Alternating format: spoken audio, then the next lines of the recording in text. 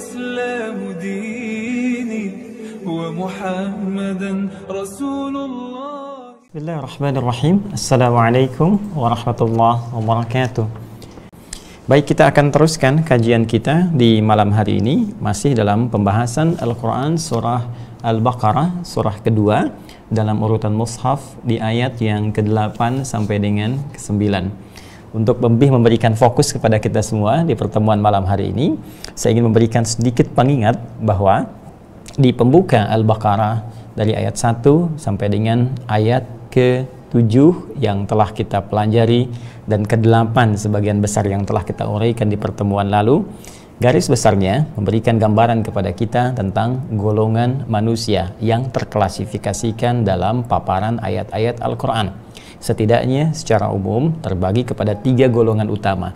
Dan dengan itulah kita akan menghadapi 3 golongan ini dalam interaksi sosial dan dibimbing kita oleh Al-Quran untuk bersikap dalam menghadapi 3 golongan ini, sekaligus menjadikan dari 3 ini mana yang bisa menjadi teman dalam kehidupan, mana yang harus diwaspadai, dan mana yang memang harus dihindari, sehingga dengan itu tetap berada dalam kenyamanan hidup dunia dan ridha Allah Subhanahu wa Ta'ala untuk menggapai kebahagiaan akhirat. Golongan 1 sampai dengan 5, ayat 1 sampai 5 di Al-Baqarah menunjuk pada golongan yang pertama, yang dengan itu diberikan oleh Allah bahkan jaminan di ayat yang kelimanya, jika mengikuti track golongan ini maka Allah akan berkenan memberikan segala bimbingan yang mengiringi seluruh aktivitas kita. Allah langsung berkata dalam firman-Nya, ulaika ala hudam mir rabbihim. Golongan ini merekalah orang-orang yang akan diberikan petunjuk, yang akan dinaungi oleh bimbingan Allah Subhanahu wa Ta'ala kemanapun dan dimanapun mereka beraktivitas. Di rumah tangga mendapat petunjuk Allah, kemudian di pekerjaan mendapat bimbingan dari Allah, ya, dalam aktivitas kehidupan dapat bimbingan dari Allah, sehingga dengan bimbingan itu maka kemudahan-kemudahan bisa diraih dan kesuksesan mudah untuk digapai. Kemudian wa ulaika humul muflihun. Ya, karena dengan itu, dengan bimbingan, pedoman tadi, maka mereka pun terjamin langsung oleh Allah mendapatkan kebahagiaan, ketenangan, kenyamanan, kesuksesan dalam kehidupan. Amalan-amalannya kita ingatkan kembali tanpa bosan bahwa mereka itu orang yang terus mengupgrade imannya. Ingat di ayat 3 itu, alladzina yu'minuna bil ghaib. Ya, mereka terus meningkatkan keimanannya karena bentuknya mudhari'. Ya, mudhari' tidak statis, dia tidak diam, tapi dia terus bergerak meningkat, ya, present continuous future, ya, sejak dia mulai menyatakan beriman kepada Allah, bahkan sejak terlahir dia rawat imannya, setiap waktu dia tingkatkan sampai kapanpun hingga dia wafat menuju Allah Subhanahu wa Ta'ala.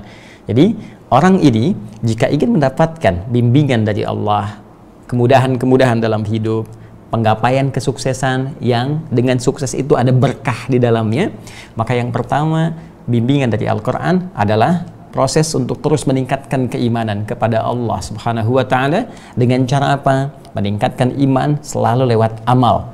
Karena itu sering saya katakan rumus, bahkan dalam kitab-kitab hadis, petunjuk dari Rasulullah SAW, seorang yang paling otoritatif di muka bumi ini, yang ditugaskan langsung oleh Allah menafsirkan ayat-ayat Allah melalui hadis-hadisnya dan tuntunan sunnah-sunnahnya. Baik, kata iman seringkali ditunjukkan dengan pembuktian berupa amal saleh. Karena itu di kitab-kitab hadis, bahkan termasuk Al-Imam Al-Bukhari ketika mengawali Kitabul Iman langsung menuliskan di pembukanya, al-imanu qaulun wa amalun, ya, aqwalun wa af'alun, yaitu komitmen dengan lisan, komitmen dengan hati yang dibuktikan lewat tindakan-tindakan berupa amalan-amalan. Jadi kalau kita ingin mencharge, bahkan menaikkan terus iman kita, maka caranya adalah membuktikan lewat amalan. Amalan-amalan ini itu yang secara umum disebut dengan amalan takwa. Ya, amalan apa? Takwa. Orangnya kalau tunggal disebut dengan taqi, ya, seperti Nabi Yahya disebut wa kana taqiyya oleh Allah Subhanahu wa Ta'ala. Kalau jama' disebut dengan muttaqin. Al-Quran menggunakan diksi jama' untuk memberikan peluang kepada seluruh hamba tanpa kecuali. Karena pasti semua orang ingin bahagia. Tidak ada yang tidak ingin sukses. Tidak ada yang tidak ingin tentram. Semua orang punya hak mendapatkan ketentraman. Semua orang punya hak mendapatkan kebahagiaan, kesuksesan. Karena itu ditawarkan oleh Allah dengan tawaran yang sangat terbuka. Hudal lil muttaqin. Isi Al-Quran ini jangan pernah diragukan, akan memberi petunjuk, pedoman pada semua orang takwa bagaimana meraih kesuksesan, kebahagiaan, kenikmatan dalam hidup di 3 alam, dunia, alam kubur, sampai dengan akhirat. Karena itu gambaran pembuktian dari peningkatan iman itu buktikan lewat amal saleh. Apa diantaranya? Wa yuqimunas shalah, salat tingkatkan. Wa mimma razaqnahum yunfiqun, infak, berbagi, kemudian memberikan perhatian kepada lingkungan dengan apa yang bisa kita bagi. Kemudian juga walladzina yu'minuna bima unzila ilaik, rajin berinteraksi terhadap segala petunjuk yang Allah turunkan kepada Nabi Muhammad SAW. Di sini dalam konteksnya Al-Qur'an, interaksi dengan Al-Qur'an, bacaan Al-Qur'an. Sampai dengan malam Jumat ini berapa yang sudah kita bacakan? Apakah ada sunnah-sunnah di malam atau hari tertentu yang bisa kita utamakan? Baik, di sini ada Al-Kahf, ada yang baca Yasin, kemudian juga yang lainnya. Sampai dengan hari ini berapa banyak yang dihafalkan, berapa banyak yang dikaji. Dari sekian itu berapa kekuatan dan keyakinan kita untuk mengamalkannya. Jangan-jangan banyak baca tapi sedikit amal, atau bahkan belum tentu mengamalkan itu. Maka kita seimbangkan antara bacaan dengan amalan. Baik, wa ma unzila min qablik wa bil akhirati hum yuqinun, dan orientasi akhirat yang kita turunkan dalam kehidupan kita. Nah, ini adalah golongan yang ditetapkan oleh Allah untuk kita masuk ke dalamnya. Jadi kita jangan menyebut orang lain, jangan menghukumi orang. Oh, ini orangnya nih, ini bagus nih. Tapi ini ajakan untuk kita semua menjadi bagian dari itu. Cara cepatnya, kalau kita ingin mendapatkan status itu, mendapatkan jaminan tadi, maka betul dengan pembelajaran atau berteman dengan golongan-golongan pertama ini. Maka cari orang-orang yang rajin sholat, cari orang-orang ahli Al-Quran. Insya Allah, yang belum berumah tangga mendapatkan istri ahli Al-Quran, suami ahli Al-Quran, rajin sholat, suka berbagi, sifat sosialnya tinggi, itu sudah tanda-tanda kebaikan. Dan ukurannya iman, ingat, ukurannya iman. Pun demikian, mendapatkan teman di kampus, mendapatkan teman di sekolah, teman dalam bekerja dan sebagainya. Ukuran-ukuran tadi itu ukuran yang mengantarkan jalan cepat menuju kebahagiaan, jalan cepat menuju kesuksesan.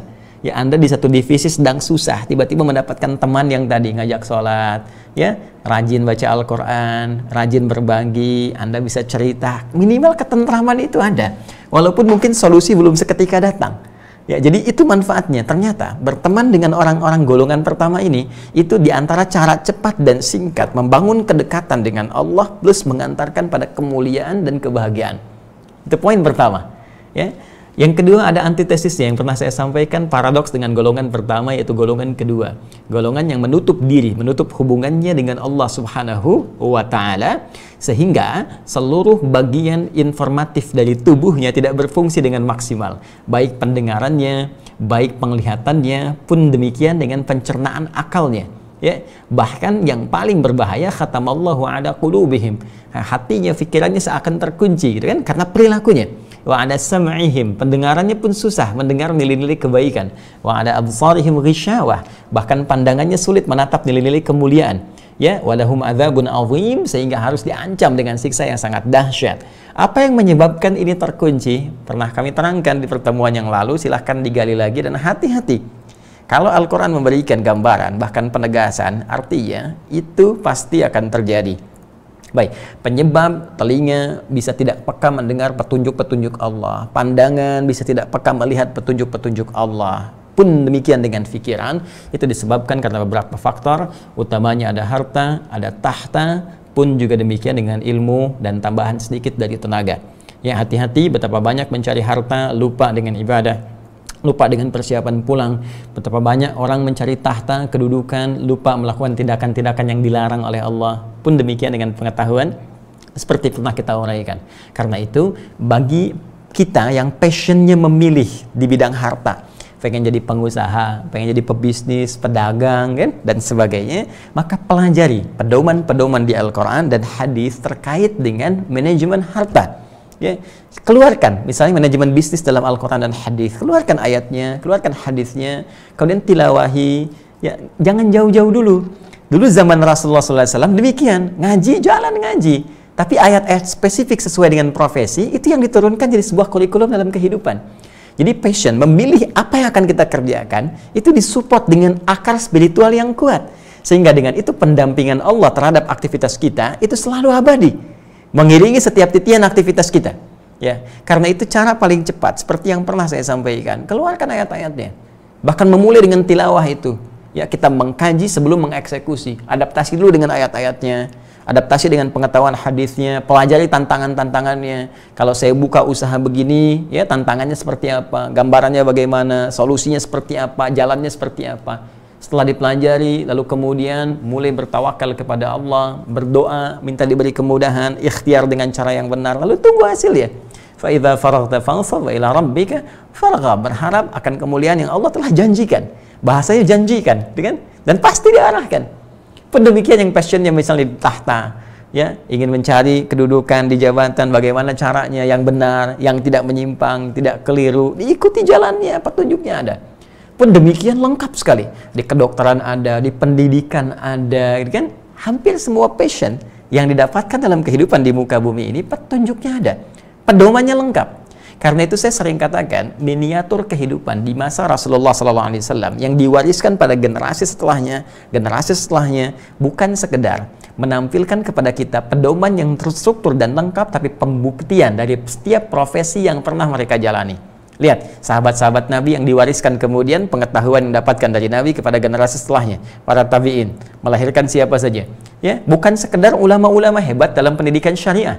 Yang ahli fiqih, ahli tafsir, ahli hadis itu tak terhitung jumlahnya dan karyanya luar biasa. Jangan bayangkan kondisi sekarang yang mudah menemukan komputer, ya, ada printer, bisa ngetik, bisa ngeprint sendiri, sekarang bisa bicara, direkam, keluar dalam bentuk tulisan, langsung diprint. Tidak. Dulu orang dengan pengetahuan yang sangat dahsyat, wawasan yang sangat luas, tapi sarana dan prasarananya terbatas. Ya, coba lihat penerangannya bagaimana, tintanya seperti apa. Tapi silahkan cek. Berjilid-jilid kitab yang bahkan bisa temukan, ya, kita dapati sampai hari ini. Perhatikan manuskrip-manuskrip yang sampai kepada kita.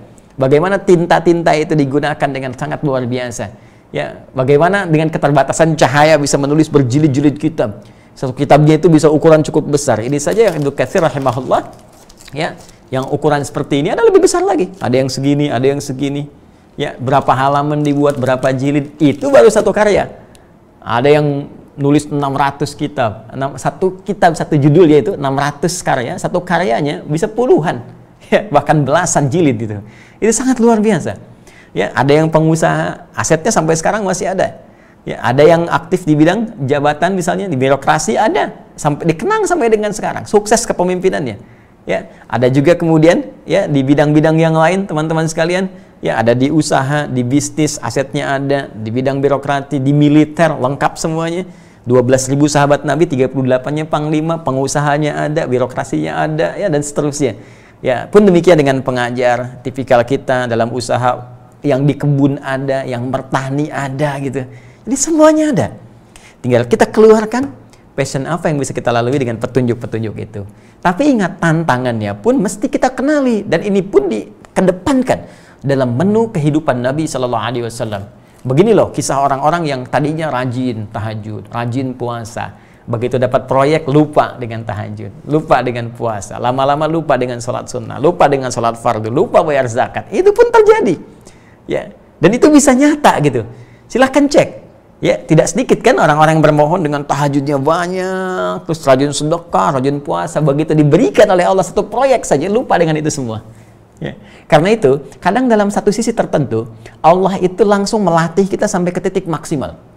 Ya, sampai kita kuat dulu. Kadang-kadang baru tahajud sekali belum dikasih itu. 2 kali belum dikasih. Nanti setelah merasakan kenikmatan tahajud, hati sudah lebih bersih dari sebelumnya, nikmat ibadah, dan punya kemampuan mengelola harta benda dengan baik, baru diberikan. Kadang-kadang tak terbatas, kasih lagi, karena Anda sudah punya kemampuan untuk memanagenya dalam naungan ridha Allah Subhanahu wa Ta'ala. Jadi jangan kaget kalau baru tahajud sekali, ke masjid sekali, ya, tiba-tiba misalnya melamar belum dapat, atau ini belum bisa diraih, itu biasa. Ya, boleh jadi Allah ingin melihat lebih jauh bagaimana kesungguhan kita dalam mendekat kepada Allah, bukan sekedar membawa proposal dunia yang disupport oleh ibadah-ibadah akhirat. Ya. Nah, ini bentuknya bisa berbeda. Baik, karena itu berhati-hati teman-teman sekalian, jangan sampai terjebak pada bisikan-bisikan setan. Pelajari kembali bagian kedua, golongan 2 yang saya sampaikan sampai 4 hingga 5 serial itu. Ya, hati-hati, pelajari betul, jangan sampai terjebak karena dunia itu sementara. Sekali lagi, dunia hanya sementara. Jangan terjebak oleh harta sampai lupa ibadah. Anda kumpulkan harta sebanyak-banyaknya tak mampu menolong Anda. Ya, di sekitar 2-3 meter di alam kubur itu. Kegelapan itu sifatnya abadi. Ya, abadi sifatnya, bukan hanya di alam kubur, boleh jadi sampai kembali kepada Allah. Itu yang paling berbahaya. Ya, Anda kumpulkan sampai berhektar-hektar, ternyata pulangnya 2-3 meter juga. Dan kalau nggak punya bekal, gelap seterusnya. Ya, karena itu bertakwalah kepada Allah Subhanahu wa taala. Pun juga yang mencari kedudukan, yang mencari pengetahuan, lakukan dengan cara yang benar, karena pada akhirnya semua itu tidak mampu menolong kita ketika berhadapan dengan hisab yang sesungguhnya. Semua sirna. Silahkan cek di kuburan. Semua gelar punya gelar yang sama. Allah yarham, semoga Allah merahmati. Tapi pertanyaannya, bagaimana Allah merahmati orang ini? Ya, banyak orang berkata, semoga Allah merahmati almarhum itu, yang dirahmati Allah. Tapi apakah nyata dirahmati? Ya. Bagaimana bisa dirahmati Allah sementara hidupnya jauh dari Allah? Karena itu tata diri kita. Setiap saat dipertontonkan langsung dalam pandangan mata kita. Ya, diperdengarkan di telinga kita, pendengaran kita hampir setiap hari. Ada yang wafat begini, ada yang wafat begitu. Informasi sebetulnya kepada kita. Besok mungkin kamu. Hari ini engkau, malam ini mungkin engkau. Apa persiapanmu untuk pulang kepada Allah? Itu poinnya. Jangan sampai tertipu oleh dunia sehingga kita lupa bahwa kita pun akan kembali. Nah, kemudian yang ketiga, ini pun cukup menarik. Kalau yang kedua sudah pasti kita jauhi unsurnya, kita pelajari. Cuman secara elegan kita pun bisa bergaul dengan nilai-nilai kebaikan. Yang ketiga, ini yang sudah kita terangkan sebagiannya di pertemuan yang lalu tentang golongan orang-orang yang tidak sama antara isi hatinya dengan apa yang ditampakkannya. Tampaknya terlihat baik di tuturnya ataupun perilakunya, tapi ternyata hatinya mengandung racun yang sangat luar biasa, berbahaya dengan bisa yang sangat tajam dan mematikan. Nah, ini golongan disebut golongan munafik seperti kita pelajari pertemuan lalu. Ayatnya dimulai dari ayat ke-8, sebagian besar telah kita utarakan. Saya baca kembali, mohon izin. Mohon maafkan saya tadi mengungkapkan dengan lebih cepat supaya memberikan gambaran singkat untuk masuk kepada apa yang akan kita pelajari. Sehingga tiap pekan terus kita teringatkan. Saya ada di mana ini? Saya bergaul dengan siapa? Kemudian apakah saya saja atau sekitaran juga orang-orang di sekitar saya, keluarga, saudara, saudari, kan, kerabat. Ya, karena ajakan Quran kan untuk menjaga keseluruhannya. Ya ayyuhalladzina amanu qu anfusakum wa ahlikum nar. Quran surah ke-66 itu At-Tahrim ayat yang ke-6. Kan? Hai orang-orang yang telah beriman, jaga dirimu dan keluarga besarmu dari ancaman neraka. Jadi ini pesan jangan soleh sendirian. Boleh jadi kita sudah lebih baik, tapi ya sebarkan aura kebaikan ini pada orang-orang sekitaran kita sehingga semua mendapatkan peluang yang sama untuk jadi baik. Dan itu jadi pahala jariah juga untuk kita semua. Baik, mohon izin kita lanjutkan dan kita turunkan sedikit ya kecepatannya sehingga lebih mudah untuk dicerna. Bismillahirrahmanirrahim. Wa minan nasi may yaqulu amanna billahi wa bil yaumil akhir wa ma hum bimu'minin. Yuk kita baca sedikit dengan terjemah nahwiyah, terjemah nahwu gramatikal bahasa Arab yang telah kita pelajari di pertemuan yang lalu. Wa minan nasi, wa-nya masih ingat istinaf ya, pembuka berita, dan kami informasikan kepada kalian semua selain dari dua golongan yang telah diutarakan itu, ada di antara manusia, ya, dari sekian manusia yang hidup berinteraksi sosial di muka bumi. Ingat kalimatnya nas, ya kan? Bukan insan, bukan al-ins, bukan bashar, bukan bani Adam. Wa minan nasi, dan kami informasikan kepada Anda semua bahwa dari sekian manusia yang hidup berinteraksi sosial di muka bumi ini, may yaqulu amanna billahi wa bil yaumil akhir. Ada yang mendeklarasikan, ada yang mengungkapkan dengan begitu percaya diri dengan lisannya, ya, bahwa amanna, kami betul-betul telah yakin tanpa ragu, beriman billahi kepada Allah, kemudian wabil yaumil akhir, dan terhadap janji-janji yang diberikan di hari akhirat, ya, tentang hadirnya hari akhirat, tentang janjinya, ya, tentang hisab, tentang surga dan neraka, tentang balasan pahala dan sebagainya. Kemudian wa ma hum bimu'minin, dan sebetulnya mereka benar-benar tidak termasuk dalam golongan yang beriman itu. Baik, kita pernah ulas di pertemuan yang lalu, kawan-kawan sekalian. Ayat ini sampai kita bacakan juga dari sebagian keterangan yang disampaikan atau diulas oleh Al-Imam Ibnu Katsir dalam kitabnya Tafsir Al-Qur'anil Azim tentang awal mula sifat nifaq yang melahirkan orang-orang munafik di kalangan Al-Madinah Al-Munawwarah pada masa itu. Yang penting kita garis bawahi saat ini sedikit saja, ya, ada yang menarik untuk di i'rab, kemarin belum kita sempurnakan sepenuhnya. Ujung ayat di ayat yang ke-8, ya. Wa ma hum, seperti ini, bimu'minin. Ya. Saya berikan tema dulu. Golongan ketiga dari klasifikasi manusia yaitu kalangan munafik. Ya. Dari kata nafaqa yunafiqu, ya, orangnya disebut munafik, sifatnya disebut dengan nifaq. Wa minan nasi may yaqulu amanna billahi wa bil yaumil akhir. Ini telah kita selesaikan i'rabnya, ya, dampak dari perubahan-perubahan kata dan harakat kepada makna telah kita uraikan. Dan kami informasikan bahwa di antara sekian manusia yang hidup berinteraksi denganmu itu, ada sebagian yang berkata, mendeklarasikan dirinya telah beriman kepada Allah dengan iman yang sesungguhnya dan terhadap segala hal yang terkait dengan yaumul akhir, hari kiamat. Lalu tiba-tiba langsung dibantah oleh Allah, wa ma hum bimu'minin. Ya.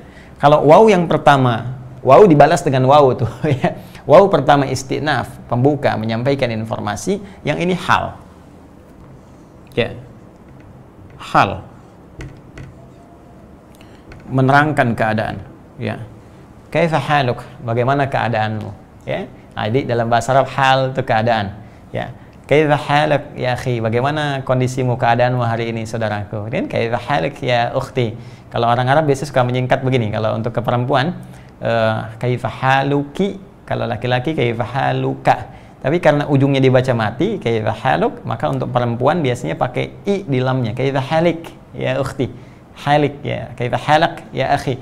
Jadi u-nya dihilangkan oleh mereka. Ini yang slang, ya, yang biasa pindah misalnya harakat karena disukunkan di akhirnya. Kaifa halak ya akhi, bagaimana kabarmu ya saudaraku laki-laki? Kaifa halik ya ukhti, bagaimana kabarmu saudariku, ya.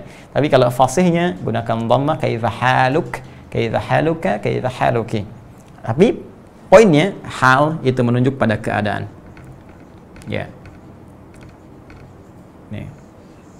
Keterangan terkait dengan kondisi apapun pada objek atau subjek yang sedang atau akan diterangkan. Jadi kalau kita ingin memberikan keterangan yang melekat, ya, pada satu objek tertentu atau subjek tertentu yang ingin kita sifati, keterangannya kita sampaikan keadaannya, sifatnya disebut dengan naat, ya, atau sifah. Nanti penempatannya dalam redaksi Kufi dan Basri itu agak berbeda istilah tapi esensinya sama, ya. Di sini kita akan menerangkan tentang keadaan sesuatu yang sesungguhnya seperti apa. Ya, bukan dari yang tampak kelihatan begini, tapi keadaan dalamnya tak nampak. Kita ingin terangkan ini loh kondisi yang sesungguhnya begini. Keadaannya seperti ini, keterangannya begini. Maka dalam bahasa Arab nanti ada di pembahasan ilmu nahwu disebut dengan hal. Ya, biasanya posisinya nasab atau mansub. Wawunya hal. Jadi menariknya begini, Allah membuka informasi pernyataan mereka deklaratif, ya, declare, menyatakan saya beriman kepada Allah, kami yakin dengan akhirat. Tapi ternyata dijelaskan oleh Allah keadaan mereka yang sesungguhnya, ya. Nah, kita baca dengan terjemahan nahwunya, dan saya terangkan keadaan mereka yang sesungguhnya, kata Allah. Nah, ini yang paling menarik. Jadi mereka mendeklar, dibantah langsung oleh Allah, dijawab dengan waw hal, wa ma hum bimu'minin, wa, dan saya terangkan keadaan mereka sesungguhnya pada kalian semua. Ya. Di sini kita gunakan maknya nafi, tapi kita pakai dengan rumus yang hijaziyah. Jadi ada mak hijaziyah, la'amilah. Jadi kalau kita melihat mak begini, mak itu ada nanti bentuknya isim mausul. Ini istilah saja, ya. Ya, untuk menyambungkan sesuatu. Ada ma itu bisa menggunakan istifham. Istifham itu tanya, ya, mas muka, siapa nama anda. Ada ma sifatnya nafi, Ya, nafi itu menolak sesuatu. Nah, di kalangan orang Hijaz, Hijaziyah disebutnya ma al-Hijaziyah, ma ini punya fungsi seperti laisa. Ya, laisa itu menolak sesuatu, menafikan atau menolak, ya. Menafikan. Mohon izin ya, diikuti saja. Kalaupun misalnya, oh ini apa sih? Ada laisa, ada ma, ada hijaz, ada ini istilah saja. Nanti yang teman-teman yang belajar dasarnya mengetahui. Tapi yang penting pahamnya, itu yang ingin saya kejar. Nanti pendalamannya bisa, insya Allah kita belajar terpisah ya. Nanti lain waktu kita cari waktu. Saya coba rumuskan yang paling mudah untuk mengetahui dan belajar secara sistematis bahasa Arab. Insya Allah ya, insya Allah. Kesini dulu, ma-nya di sini kita gunakan ma yang nafi sifatnya dengan rumus Hijaziyah. Di kalangan Hijaziyah, ahli Hijaz, ma-nya berfungsi seperti laisa, yaitu punya fungsi menolak sesuatu.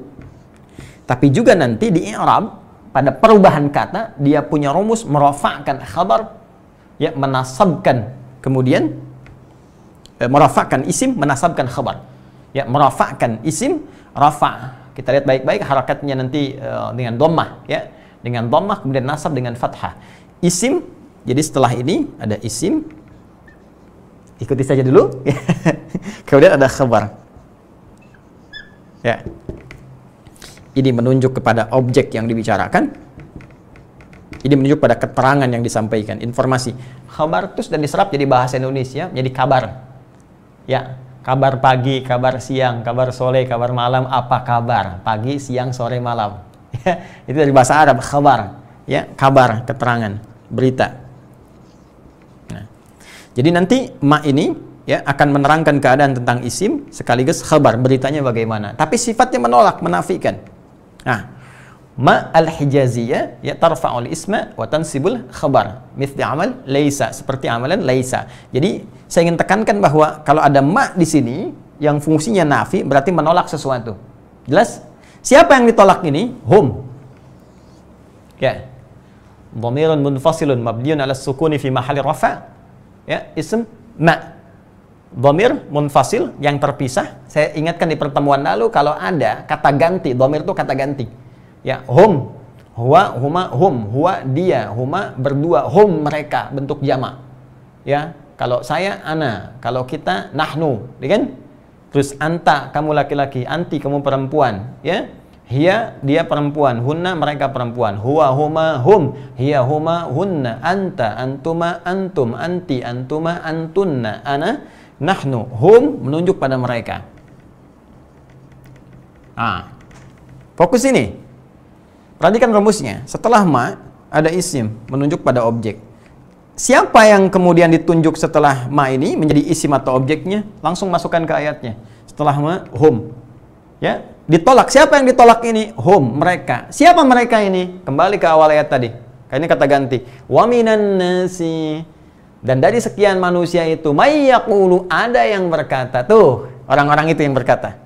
Jadi ada yang ditolak oleh Allah, yang declare tadi. Ya, secara singkat golongan munafik ini. Jadi mereka mengatakan di lisannya, perilakunya menunjuk seakan benar, tapi ditolak oleh Allah. Wa ma hum. Ya. Dan mereka itu bukan seperti itu, kata Allah. Ditolak oleh Allah Subhanahu wa taala. Yang nolak bukan manusia, yang nolak Allah. Karena Allah Maha tahu dengan keadaan hati seseorang. Wa ma hum, kemudian pakai ba lagi. Nah, saya sudah pernah sampaikan kalau ada huruf di sini nafi menolak sesuatu, mau pakai ma, mau pakai laisa, kemudian kalimat sebelum akhirnya ditutup, ya. Sebelum akhirnya ini ada ba yang bergandeng dengannya, maka fungsi ba-nya menjadi taukid atau penguat, ya. Seperti firman Allah di surat At-Tin itu, ya, di penghujung ayatnya. Alaisallahu bi ahkamil hakimin. Laisa pakai ba di ujungnya. Sifatnya taukid atau penguat. Kalau sudah pakai taukid, ini menunjuk Allah sangat begitu serius dan tidak main-main cara menerjemahkannya, dan mereka itu benar-benar, saya yakinkan, ya, kata Allah, ya, saya yakinkan, saya terangkan, dan saya terangkan pada kalian, mereka itu benar-benar tidak mukminin, beriman sama sekali. Ya, ini mukmininnya, ini khabar ma ke sini, dan bentuknya jama' di sini. Bentuknya apa? Bentuknya jama', menunjuk kepada golongan ini bukan sekedar akan menunjuk tokoh 1, 2, 3 orang, tapi bisa juga menunjuk pada kelompok yang cukup banyak. Dan saya sampaikan di pertemuan yang lalu bahwa sifat nifak yang membentuk orang munafik ini menunjukkan bahwa sifat ini bisa menular, membentuk satu golongan atau komunal, kelompok tertentu.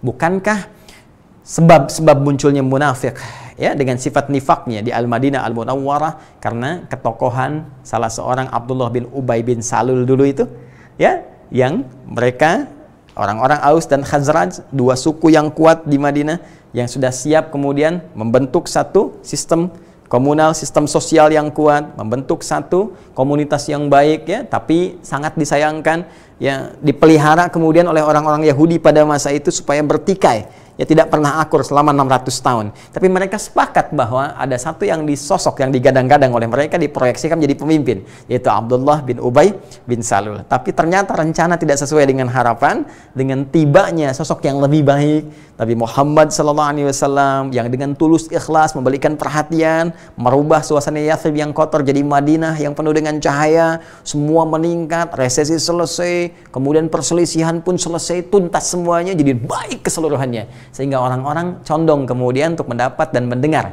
dari Nabi Muhammad SAW. Maka pada saat itulah Abdullah bin Ubay bin Salul di baru satu.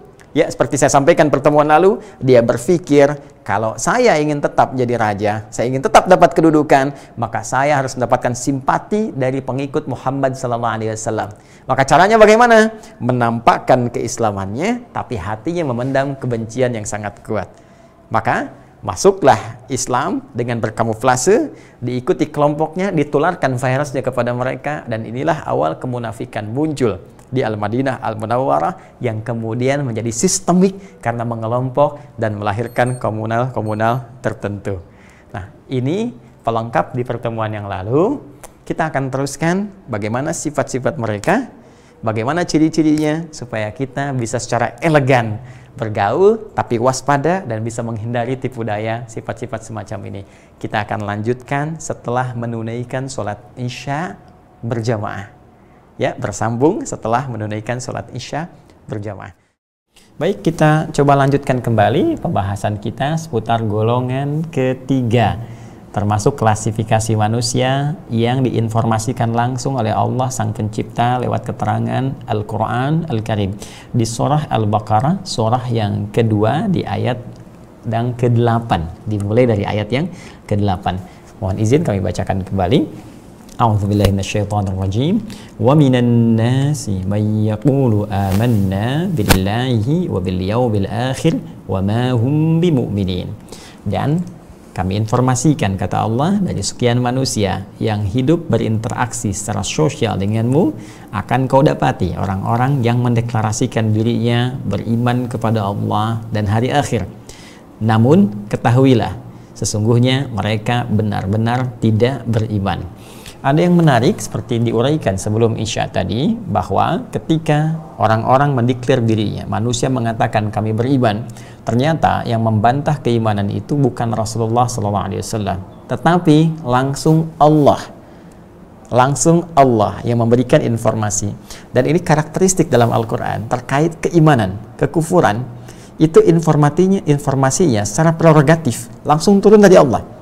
Ya, bantahan dengan diksi yang serupa, ya, situasi yang berbeda, tapi penegasan yang sama. Kita dapati misal di Quran surah ke-49 Al-Hujurat, ya, di ayat ke-14, ketika segolongan Arab Badui juga mendeklarasikan diri mereka beriman kepada Allah. Qalatil a'rabu amanna, ya, segolongan Arab Badui berkata, kami telah beriman kepada Allah Subhanahu wa taala. Maka apa yang terjadi? Allah memberi perintah kepada Nabi untuk menyampaikan. Jadi langsung dari Allah keterangannya. Qul, katakan Muhammad SAW.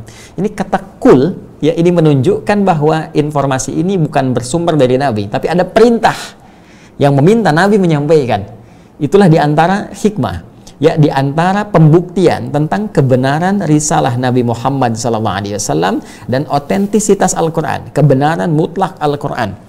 Ya, ada yang menuduh Rasulullah ini Al-Quran buatan Muhammad SAW, Al-Quran rekayasa Nabi. Ya, bukan hanya kini, 15 abad yang lalu pun sudah ada yang seperti itu. Jadi kalau ada orang sekarang berkata Al-Quran rekayasa Nabi Muhammad, ini orang ketinggalan informasi, terlalu jauh. Ya, dan terlambat, sangat jauh terlambatnya karena 15 abad yang lalu keterangan ini, ya, dugaan ini, bahkan tuduhan ini sudah muncul dan langsung dibantah. Apa di antara bantahan yang paling elegan? Qul, katakan. Ya, mustahil ada orang misalnya membuat sesuatu langsung kemudian tiba-tiba informasinya diarahkan kepada pihak lain. Qul. Ya, kalau bisa Nabi berkata langsung huwallahu ahad, ya Allahus samad. Tapi ketika qul, berarti ada yang memerintahkan. Kalau ada yang memerintahkan, berarti bukan bersumber dari personalnya, bukan bersumber dari pribadi beliau, tapi ada sisi yang lain yang lebih punya kekuatan. Karena yang merintah itu pasti lebih kuat. Ya, Allah lebih kuat. Allah perintahkan, "Qul a'udzu birabbin nas, qul a'udzu birabbil falaq, qul a'udzu birabbin nas, qul huwallahu ahad." Ya, jadi setiap ada qul ini menunjukkan bentuknya apa? Bentuknya perintah. Qalatil a'rabu amanna. Sebagian orang Arab Bani berkata, kami telah beriman. Qul, katakan Muhammad SAW, saya perintahkan kepadamu, katakan kepada mereka, lam tu'minu. Kalian belum serius, nggak benar iman kalian. Belum benar-benar beriman. Walakin qulu aslamna. Tapi cukup katakan kami baru mendeklarasikan masuk Islam. Ya, karena orang yang berislam, ya, yang berkata kemudian dengan lisannya asyhadu an la ilaha illallah, bukan orang yang menjaga syahadatnya sejak dalam kandungan ibundanya, lahir dia jaga sampai dengan wafat. Ya, tapi kadang-kadang ada orang yang sudah bersyahadat dalam kandungan ibundanya, terlahir dengan fitrahnya, hanya lingkungan memberikan pengaruh kepadanya sehingga menjauh dari Allah Subhanahu wa taala. Lalu Allah berikan petunjuk dengan segala sifat rahman-Nya, dengan pendengarannya, dengar informasi tentang Islam, dengar azan, dengan penglihatannya, tiba-tiba lihat di televisi, lihat di majalah, lihat di YouTube, lihat di media sosial ada tentang keislaman. Itu hidayah.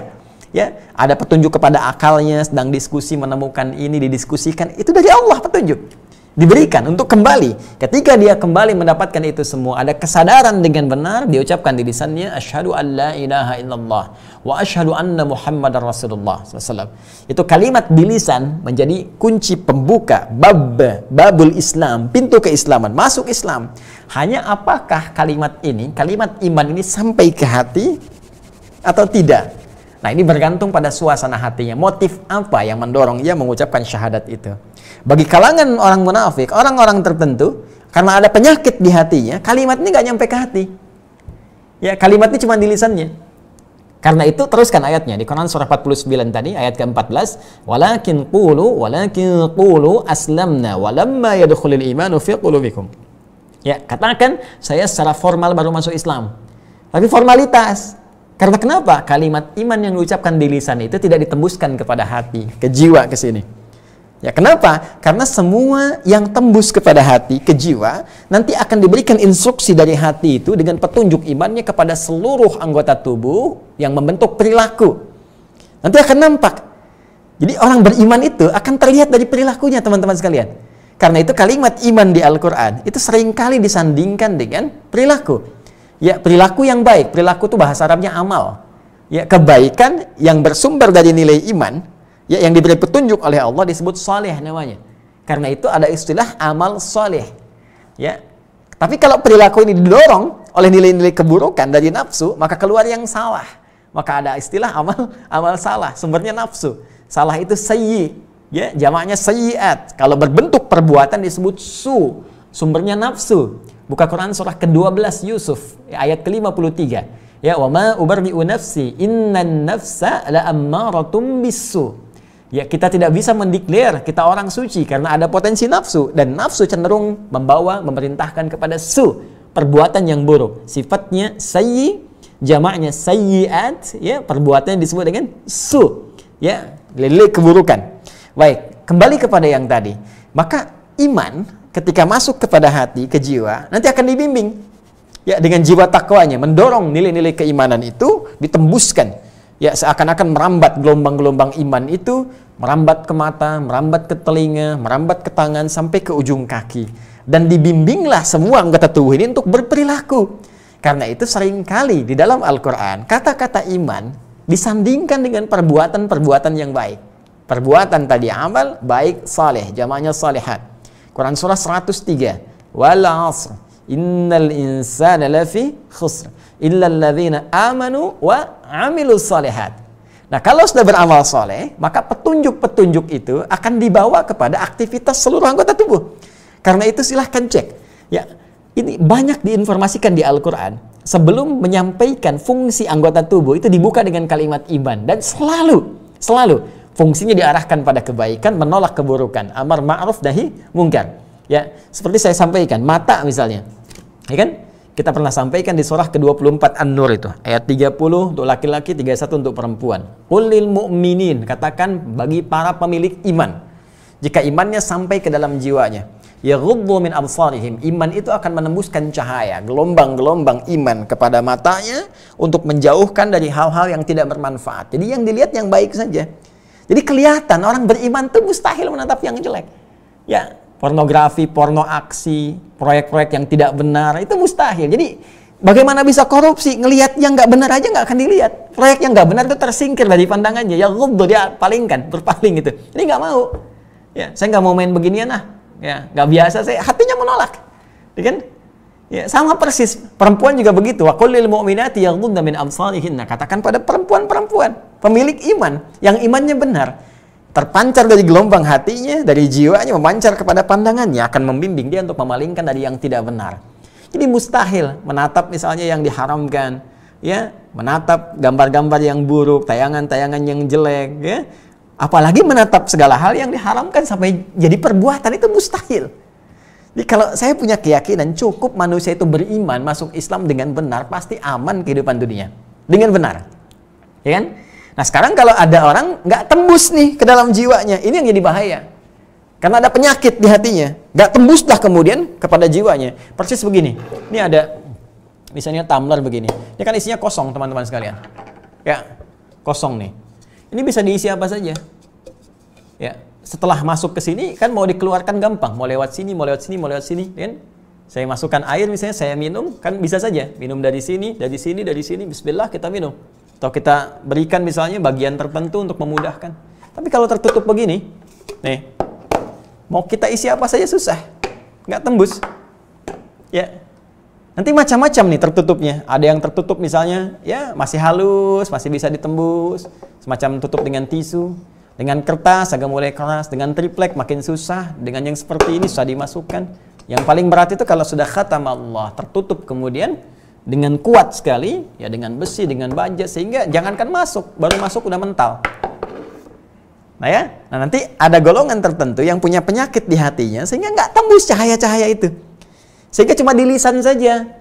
Kalau cuma di lisan, jadi layanan lisan, lip service. Jadi cuma lisan aja yang berkata, tapi nggak ada kesungguhan dalam jiwanya.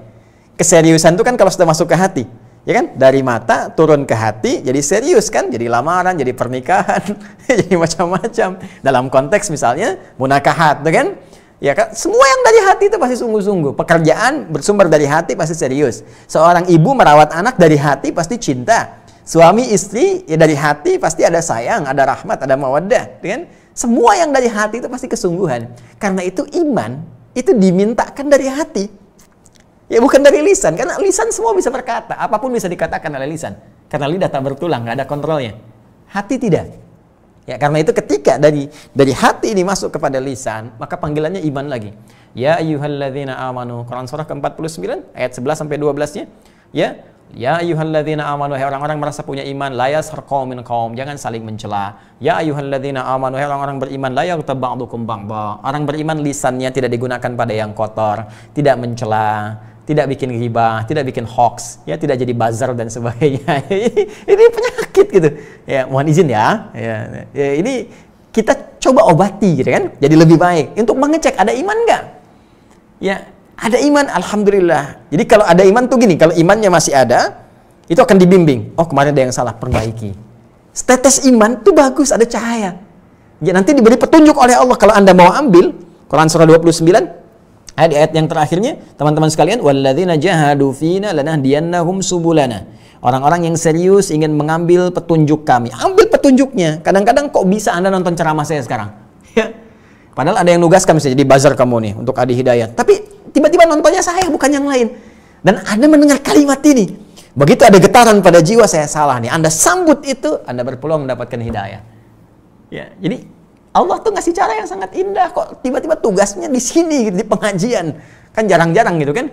Makanya insya Allah nanti ya dalam waktu dekat mudah-mudahan ada suasananya kita bikin semua punya peluang punya hak untuk jadi baik. Nanti saya sedang siapkan nih, ya, bimbingan untuk teman-teman yang divonis oleh orang nih, oh ini napi, ini begini. Tidak, semua peluang dimiliki oleh semuanya untuk jadi baik. Ya, saya sedang siapkan bimbingan tertentu. Ini teman-teman yang divonis begini, bagaimana jalan kembalinya, kan? Teman-teman yang begini, bagaimana jalan pulangnya, sehingga semua punya pilihan untuk jadi baik. Dan di situ puncak tanggung jawabnya. Kalau masih memilih yang kotor saja, yang salah saja, ya itu nanti resiko masing-masing ditanggung. Yang penting kita sudah berbagi dan mendoakan. Jadi kalau kita sudah mendoakan, sudah mengajak, memberi jalan tanpa pernah minta apapun, Anda belum berpikir untuk kembali juga. Maka dengan cara apa lagi, saudaraku, kita bisa memberikan jalan yang terbaik dengan izin Allah Subhanahu wa Ta'ala. Di orang beriman ketika masuk lisan pasti baik. Orang beriman ketika masuk tangan pasti baik. Orang beriman masuk kaki pasti baik. Karena iman yang sampai kepada hatinya itu otomatis akan memberikan pancaran cahaya yang jadi rambatan, gelombang kepada seluruh tubuh untuk berperilaku. Karena itu, kalau kita ingin melihat orang beriman sesungguhnya, kelihatan dari perilakunya. Ya, perilakunya konsisten. Antara ada di dekat kita dengan di belakang kita semua sama. Nah, ini kenapa Allah langsung menolak tadi saat saya sebelum Isya, ya, kita menguraikan tadi wa ma hum bimu'minin, dan saya terangkan wawunya hal. Saya terangkan keadaan mereka benar-benar enggak beriman. Kenapa? Karena apa yang dideklarasikan lewat lisannya itu tidak sama dengan suasana hatinya. Ada yang salah dengan hatinya. Tadi, ya, iman masuk ke dalam jiwa, jadi gelombang, rambatan, menunjukkan perilaku. Ini imannya nggak sampai ke dalam jiwa. Jadi beberapa faidah bisa kita dapatkan. Persoalan iman kufur itu hak prerogatif Allah Subhanahu wa Ta'ala. Nggak bisa kita menghukumi segala sesuatu gampang-gampang kita katakan kafir kamu, ya, kufur kamu, nggak bisa. Ada ukuran-ukuran yang langsung ditetapkan oleh Allah. Ukurannya serupa, hukum berlaku. Tidak sama, jangan coba-coba, karena kalimat itu akan mencari pemiliknya di langit dan di bumi. Tidak sampai, tidak ketemu pemiliknya, kembali kepada Anda. Ini jangan mudah mengucapkan kalimat kafir nih. Ini begini, ini menyimpang, ini hukumnya halal darahnya. Ya, itu hati-hati mendengar kalimat seperti itu. Ya, karena itu yang boleh memberikan putusan-putusan demikian adalah yang paham hukum-hukum Allah.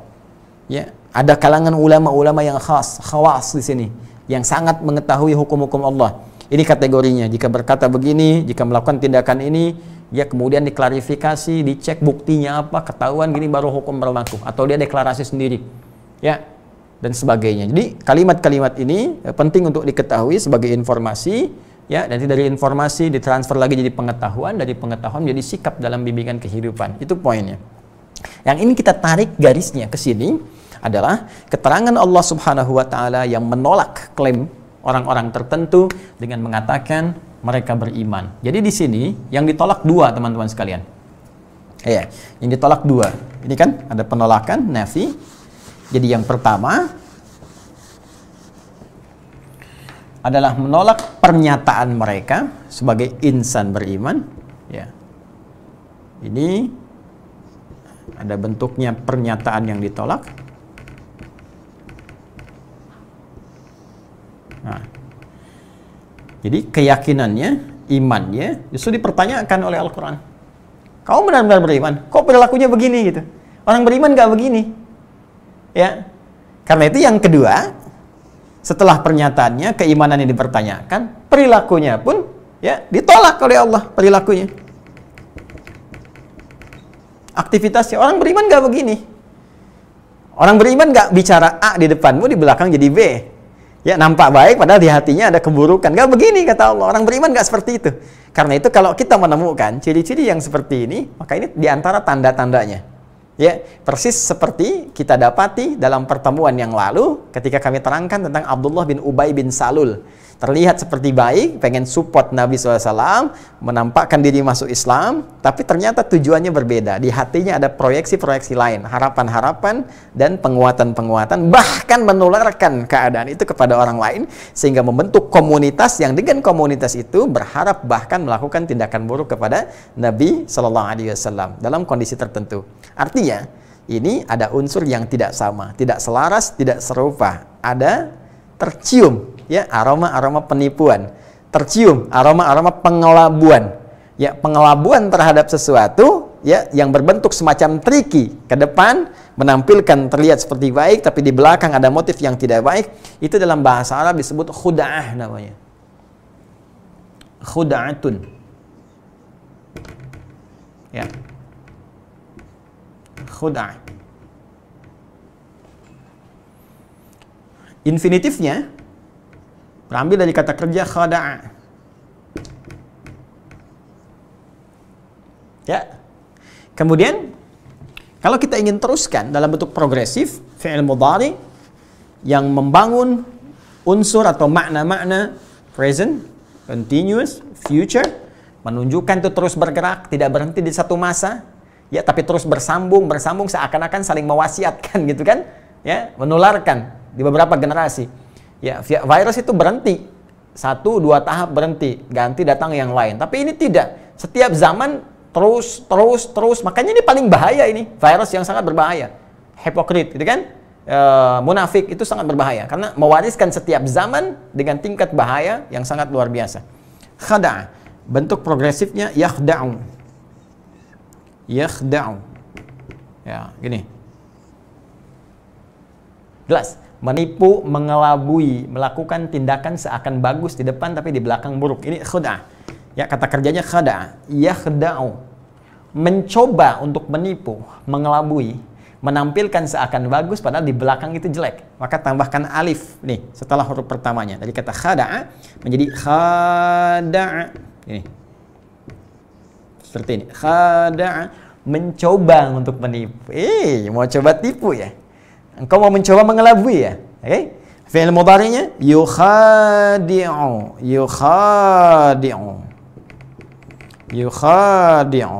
Kan? Perhatikan teman-teman, fokus baik-baik. Mengelabui, menipu, melakukan triki, nampilkan baik tapi sebetulnya buruk. Mencoba untuk menipu, berusaha mengelabui, berusaha menampilkan yang baik padahal isinya buruk. Ini khada'a, ini khada'a, yakhda'u, yukhadi'u. Kalau yang melakukan bukan satu orang, ya kan? Banyak orang tadi membentuk komunitas dengan sistemik, sudah punya sistem tertentu, bahkan diwariskan satu dengan yang lainnya, maka jadikan jama' bentuknya. Tambah waw dan nun, ya kan? Gampang bahasa Arab itu. Kalau jama' tambah ya. So'im, orang puasa satu orang, ya. Tambah banyak, so'imun, mukmin, mukminun, muslim, muslimun, ya. Orang yang ya, tapi banyak so'un, bakso itu, itu enggak ya, itu tidak. Yukhadi, yakhda'u, khada'a, yakhda'u.